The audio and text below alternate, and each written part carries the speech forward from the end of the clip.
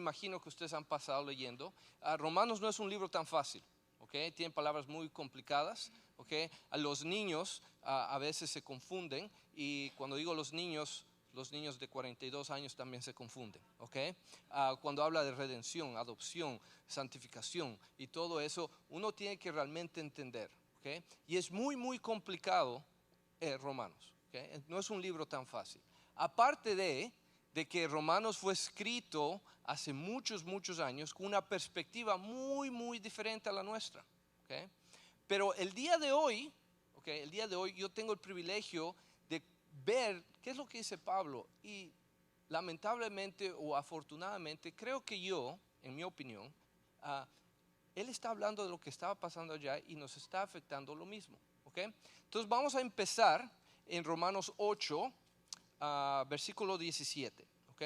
Y dice así, y si los hijos también herederos de Dios y coheredores con Cristo, si es que padecemos juntamente con Él, con Jesús, para que juntamente con Él seamos glorificados, ¿ok? Y sigue en el versículo 18, pues tengo por cierto que las aflicciones del tiempo presente no son comparables con la gloria venidera, que en nosotros ha de manifestarse, ¿okay? Entonces tenemos que entender el contexto, ¿verdad? En el capítulo 7, ¿okay? de Romanos, Pablo está explicando una vez más qué es la salvación, qué es el resultado de la salvación, cómo vivimos nuestra salvación. Y empieza el capítulo 8 con viviendo en el Espíritu, cómo vivimos en la salvación. Y el ejemplo es nuestra relación con Cristo, ¿okay?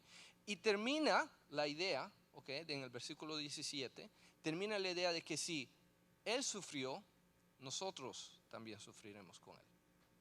¿Para qué? Para que como Él le glorificaron a Jesucristo, nosotros también seremos glorificados. Y es interesante que Pablo aquí se toma como le dicen, un detour, ¿okay? Perdón, ya me he hecho gringo, un detour, ¿okay? Completamente un poco diferente de la salvación, y habla del futuro, qué es lo que va a pasar, ¿okay? Y es interesante para mí porque empieza con estas palabras, pues tengo por cierto que las aflicciones del tiempo presente. Para mí es un poco difícil ponerme en los pies de muchos de ustedes, en sus zapatos, en sus vidas, porque yo, gracias a Dios, tengo una vida muy tranquila, ¿okay? Mis papás pudieron venir con un trabajo, ¿okay? Yo pude sacar mi tarjeta, la Green Card, rápidamente. Me casé, ¿okay? Mi esposa tiene un buen trabajo, mis niñas están muy bien, yo estoy muy cómodo, ¿okay? Yo no vivo en un ambiente aquí como en Florida, como le digo a Rainier, como que todos los días ustedes están, todo el sitio aquí, tráfico, gente trabajando, ping, ping, de lunes a lunes, la mayoría de gente. Carolina del Sur no es así, es más tranquilo, es más pueblo. Eso sí, no hay ropa vieja, no hay frijol negro, no hay nada de eso, ¿ok? Pero ahí está, es mucho más tranquilo. Entonces, para mí decir que tengo una vida de aflicción es muy complicado porque no la tengo, ¿ok? No la tengo. Pero sé que va a venir tiempos que va a pasar. Y yo sé que muchos de ustedes están pensando, como dijo Renir, estamos enfermos, mi familia está en Cuba, mi familia está en México, mi familia está pasando por cosas. Pero yo creo que aquí está hablando Pablo de otras cosas, un poquito más profundas, que nos afecta a todos. Estamos en un país, estamos en un momento en la historia que es muy frágil, ¿okay? No sé si ustedes vieron las noticias el día de ayer o esta mañana. Los americanos se acercaron un poquito más a Taiwán, ¿okay? Entonces los chinos, ¿okay? La armada china se puso ahí lista para batallar. Es una situación frágil, ¿okay? Y me preocupa, ¿por qué? Porque mis niñas están en Tennessee y yo en Carolina del Sur. El día de hoy estoy yo aquí, mi esposa está en Carolina del Sur. Si algo pasa, no sé qué va a pasar, no sé qué haría. Y me asusta un poco. Pero no solamente eso, al pensar un poco más acerca de nuestra comunidad, este mes en los Estados Unidos es conocido por el Pride Month, ¿verdad? Día del Pride, ¿okay? Y ha sido una cosa que se ha batallado y batallado y batallado. Pero una de las cosas como cristianos que deberíamos darnos cuenta es que no solamente es la celebración de algo pecaminoso y algo que no es del diseño de Dios, pero también está afectando a nuestros niños. Por primera vez en mi vida, yo tengo que tener conversaciones con pastores y amigos míos acerca de que si vale la pena enviar a nuestros niños a una escuela pública.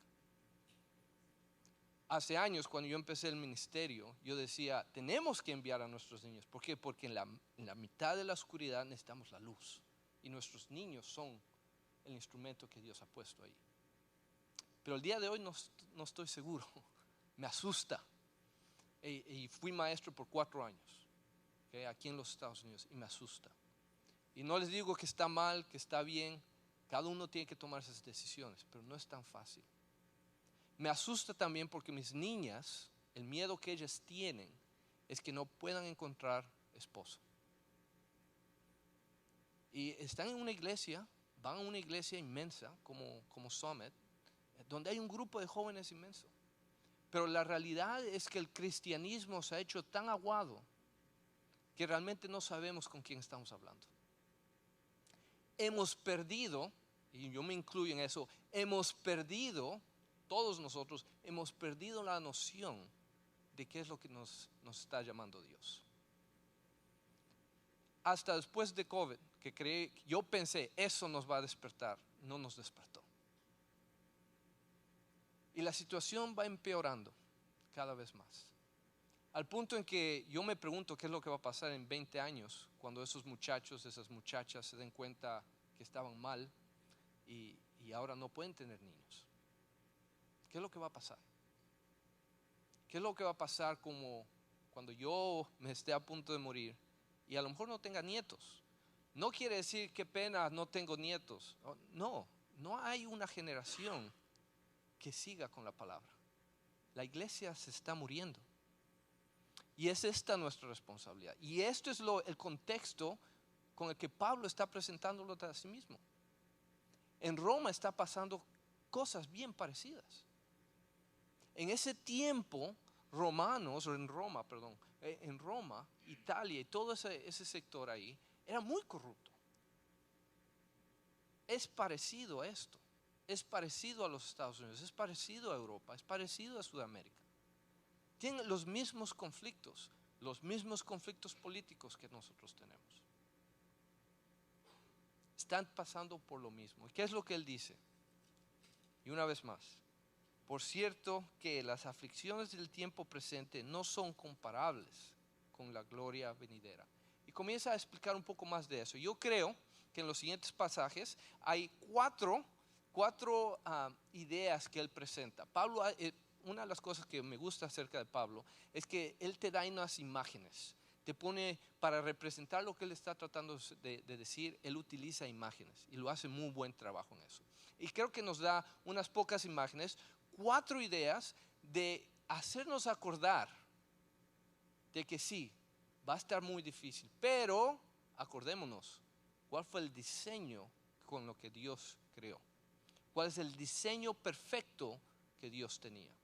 Entonces seguimos hablando, son 4 cosas. La primera está en versículo 18. Tenemos que entender que por cierto las aflicciones del tiempo presente no son comparables con la gloria venidera que es en nosotros se ha de manifestar. ¿Qué quiere decir? Que viene, la gloria viene, ¿okay? Desde el comienzo. No ha sido un error, hermanos, de que Dios le puso a usted en Cuba y a mí en el Ecuador. No se le fue, se me olvidó. Fue planeado, fue un diseño que lo hizo. Y tenemos que honestamente regresar al diseño perfecto de Dios. Pero ese es el primero que tenemos que dar cuenta, que la gloria que viene, porque viene, va a ser mucho más grande de todos los conflictos que usted puede tener el día de hoy. ¿Okay? Y amén, hermano. Pero es muy difícil cuando estás pasando cosas que a lo mejor usted diga, yo no sé cómo va a salir esto. Tenemos que acordarnos, el diseño de Dios fue perfecto y tenemos que acordarnos de ese diseño y acordarnos que ese diseño vuelve otra vez más. La diferencia que Pablo tiene con nosotros es que Pablo y los discípulos la habían visto unos años anterior. habían experimentado eso. Por primera vez tenían el Espíritu Santo en ellos. Estaban experimentando, estaban contentos. No sé si usted se acuerda cuando se convirtió por primera vez, esa emoción, esa alegría que usted tenía. A lo mejor estaba un poco de vergüenza, qué sé yo. Esas emociones, Pablo y los discípulos lo estaban viviendo. Y eso ha parado un poco más. Y tenemos que acordarnos de esos momentos donde Dios actúa. ¿Okay? Pero que la gloria viene, ¿okay? Y que va a ser mucho más grande de cualquier problema que tenga el día de hoy.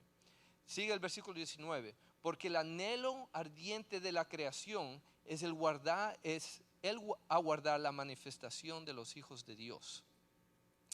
Ahí el 20, porque la creación fue sujetada a vanidad, no por su propia voluntad, sino por causa del que la sujetó en esperanza. ¿Okay? Y es interesante aquí, la segunda idea que tenemos que acordarnos, es que el diseño que Dios creó en Génesis 1:27 es la creación. ¿Okay? Yo no sé si ustedes tienen animalitos en la casa. Yo tengo 3 perritas en mi casa. ¿Okay? Y son las bebés de la casa, ya que mis niñas ya se fueron.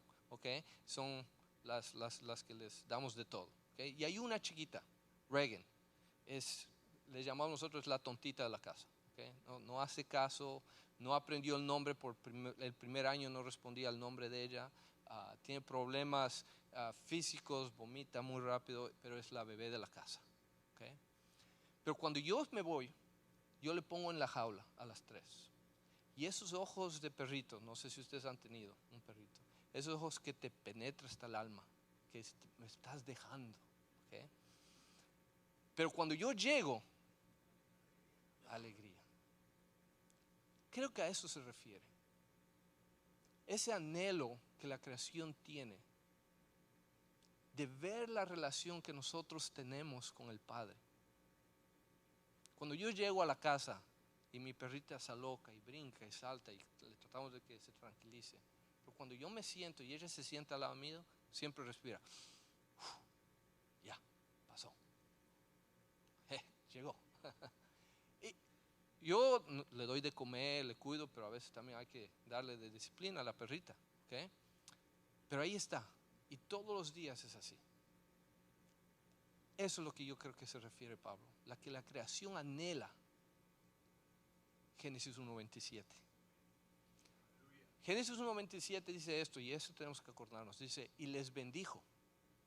Y les dijo, y ahora sí dice así, pero son mis palabras, que todo lo que tienes es tuyo. Toda esta creación, las aves, los animales, son tuyos. La creación anhela eso. La creación anhela que nosotros tengamos esa relación. Y esa palabra les bendijo en hebreo, en Génesis, habla de una relación de un padre. Es interesante, eso aprendí hace unas pocas semanas. Es el padre que se arrodilla a agarrar al niño chiquito y lo recoge. ¿Okay? No sé si ustedes cuando tuvieron a su niño, varones, padres, ¿okay? Cuando le agarraron a su niño, ¿qué es lo primero que dijeron? Eres mi hijo. Y lo agarraron. ¿Okay? Yo, mis niñas eran un poco más grandes, pero lo primero que hice a contarles que yo era el padre, dije, sí, yo voy a ser tu papá. Y les abracé. Esa es la imagen que la creación tiene con nosotros y el Padre. Que sí, todo esto es nuestro. Pero en la realidad, ellos anhelan que podamos tener esa relación con el Padre. Que estemos en paz con el Padre. Que tengamos esa relación. Soy tu Padre. Y eres mi hijo, mi hija. Y todo esto es tuyo. Eso se refiere ahí. Una vez más, la gloria viene. La segunda cosa es un anhelo de su creación. Una vez más, es el diseño que Dios hizo. La tercera, versículo 23. Y no solo ella, la creación, sino que también nosotros mismos que tenemos las primicias del Espíritu, nosotros también gemimos dentro de nosotros mismos, esperando la adopción, la redención de nuestro cuerpo. Esa esperanza, ese anhelo que tiene la creación, nosotros la tenemos que tener. Así como la imagen que tenemos de mi perrita, que cada vez que yo regreso se pone contenta. ¿Okay? así tiene que ser nuestra actitud, esperando ese momento que venga el Padre. Un amigo mío decía, no tenemos que ser como los gatos. ¿Okay? Si usted tiene un gato, Dios le perdone. ¿Okay? Pero los gatos, no le importa si usted viene o no viene. ¿Okay? Si usted le deja un gato afuera, él va, come y regresa cuando le da la gana. No un perro. Un perro usted le deja ahí afuera y ¿qué pasa? No sabe qué hacer. Se pierde. ¿Okay? Por eso es que hay muchos perros perdidos. No hay gatos perdidos. ¿Okay? Pero los perros se pierden. El anhelo que ellos tienen de estar cerca del amo y el anhelo que ellos tienen al vernos entrar, eso es lo que nos está diciendo. Gimen. Cuando yo salgo de mi casa, yo le escucho a mi perrita en la jaula ladrando, chillando. ¿Okay? Y si me cansa, el Padre no se cansa. Pero eso es lo que se refiere aquí, que nosotros debemos ser como la naturaleza, que la creación anhela que nosotros tengamos esa relación con el Padre, que nosotros también anhelamos, gimamos por esa relación, que Él venga, no solamente para que se acabe el sufrimiento, que sería bueno, pero porque queremos una relación con el Padre. No solamente para solucionar mis problemas, sino porque quiero estar con Él. Así mismo como mi perrita. Sí, ella sabe que yo le voy a dar de comer, pero ella no anhela solamente comer. Ella anhela estar ahí conmigo, ahí pegadita. Aunque a veces estorba, ¿okay? Pero ahí quiere estar. Ese es el anhelo que nosotros tenemos que tener con el Padre. Una vez más, versículo 18, la gloria viene. Versículo 20, del 19 al 20, la creación anhela. Versículo 23 debería ser nosotros mismos.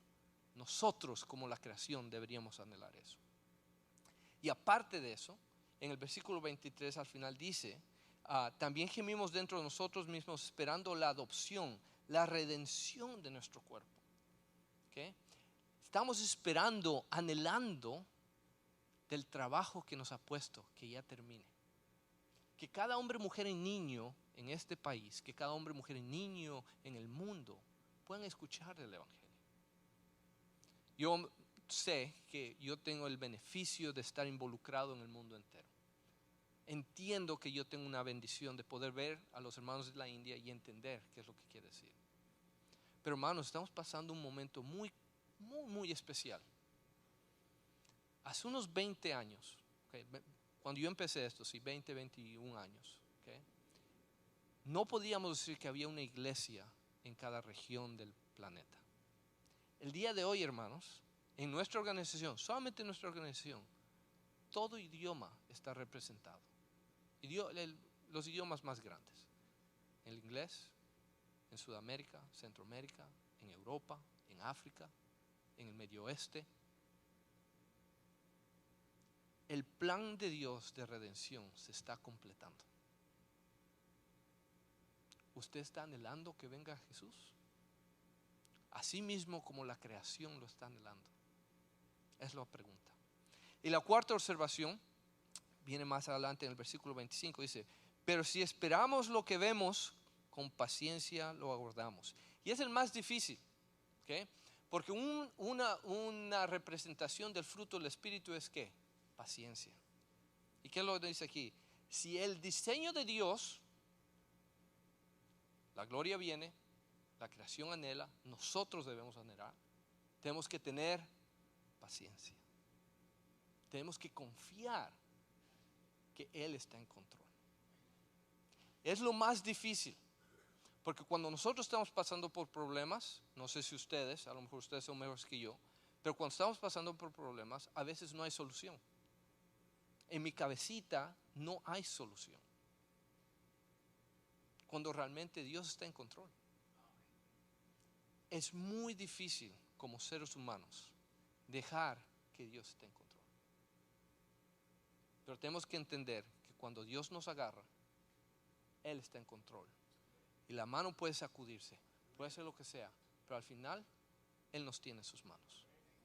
Y esa esperanza, esa paciencia es muy complicada, pero tenemos que tenerla. Y ahora, ok, el pastor, genial, genial, gloria a Dios, amén. Cristo viene, la gloria viene, tenemos que ser anhelados como la creación y tenemos que tener paciencia. ¿Cómo?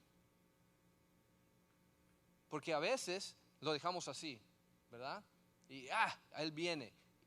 ¿Y qué? ¿Cómo yo vivo el día de mañana? Cuando la renta se tiene que pagar mañana y no hay trabajo. ¿Qué es lo que pasa mañana cuando mis niños llegan y me hacen preguntas acerca de este club con un arco iris? ¿Qué quiere decir eso? ¿Qué quiere decir cuando mi vecino comienza a hablar cosas raras porque yo voy a la iglesia y él no? ¿Qué es lo que quiere decir cuando a lo mejor tengamos que mudarnos a otra ciudad? ¿Qué es lo que Dios quiere que hagamos?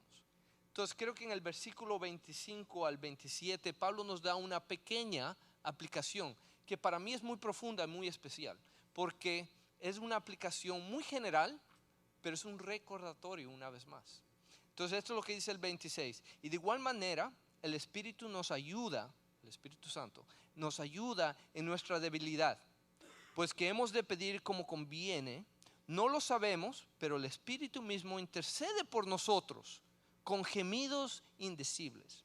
Mas el que escudriña los corazones sabe cuál es la intención del Espíritu, porque conforme a la voluntad de Dios intercede por los santos. Para mí es interesante que Pablo menciona esto, porque ellos están experimentando por primera vez el Espíritu Santo. Para nosotros no es cosa nueva a lo mejor, porque lo hemos escuchado, y especialmente como latinos, ¿ok? Hace unos 15 años hubo una ola inmensa neopentecostal, entonces la palabra Espíritu Santo para muchos de nosotros tiene un contexto medio raro, ¿ok? Y creemos que el Espíritu Santo se manifiesta en brincar, en hacer milagros y eso, y puede que pase, puede que sea, yo he visto eso, creo que existe eso, pero el Espíritu Santo es un poquito más de una cajita de una expresión. El Espíritu Santo es un instrumento, es nuestra ayuda. ¿Okay? En inglés es our helper, nuestro ayudador, nuestro compañero. ¿Y qué es lo que él dice? Si realmente queremos tener ese anhelo de que venga el Padre, y ese anhelo, esa esperanza, ¿qué tenemos que hacer? Que dejarle que Él nos hable. Pues ¿qué hemos de pedir como conviene? No lo sabemos, pero el Espíritu mismo intercede. Tenemos que saber, y esta es la aplicación, hermanos, si nosotros queremos tener el anhelo de que el Padre venga, tenemos que entender que el Espíritu Santo nos recuerde eso. ¿Y cómo lo vamos a hacer? El versículo 27, ¿cómo nos vamos a acordar que el Espíritu Santo existe? Mas el que escudriña los corazones, ¿okay? Y cuando escuché esa palabra se me vino algo. ¿Cómo se mueve el Espíritu Santo en nuestras vidas? Una pregunta para cualquiera. ¿Cómo se mueve? Todos tienen miedo porque somos bautistas, no hablamos del Espíritu Santo. Está bien, el Espíritu Santo se manifiesta por medio de este libro. Cuando yo estaba en la India, hay un hermano que se llama Benjamin, creo que René lo conoció, Benjamin Palade. ¿Okay? Era un sacerdote hindú. Le dio un tumor en el cerebro y oró, hizo sacrificios a todos. En India hay 3 millones de dioses. ¿Okay? Entonces todo lo allá es un dios. El perrito, el gato, la vaca, el mono, la pared, todo es un dios. Y él hizo sacrificios, hizo todo y nada. Y él dijo, yo sé que hay uno más, así que voy a orarle a él, así como Pablo dijo ¿cómo se llama? En Mars, que al que el desconocido, así mismo, a ese Dios que no conozco le voy a pedir. Y si voy a llegar a ser sacerdote con él. Y Dios le curó, para contar la historia más corta, más detalles de ahí, ya no tiene tumor. ¿Okay? Y es un milagro. Todavía tiene los rayos X, cuando le tenía el tumor y cuando no tenía el tumor, porque la gente se lo olvida. Pero es interesante porque yo le dije a él, wow, entonces hay milagros que hace el Espíritu Santo.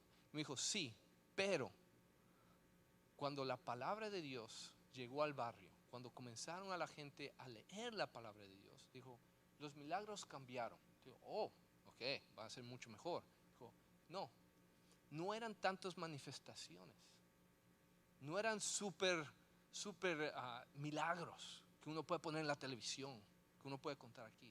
Eran milagros pequeños. ¿Como cuál? Esposos dejaban de tomar, matrimonios se juntaban otra vez más, ya no había tanto divorcio, los niños obedecían a los papás, los esposos les trataban bien a las esposas, que es una cosa muy fea que pasa en la India, como le ven ellos a las mujeres. Relaciones Cristo únicas comenzaron a pasar. Y es que esta palabra de Dios escudriña. ¿Qué es lo que dice Hebreos 4:12? Porque la palabra de Dios es viva y eficaz, y más cortante que toda espada de dos filos, y penetra a partir del alma. Si realmente, hermanos, si realmente el día de hoy usted queremos tener ese anhelo de Dios, que todos creemos, si yo quisiera tener eso, tiene que pasar tiempo en esta palabra. No solamente los domingos. Yo le dije esto a René, y esto es peligroso decir el domingo el domingo.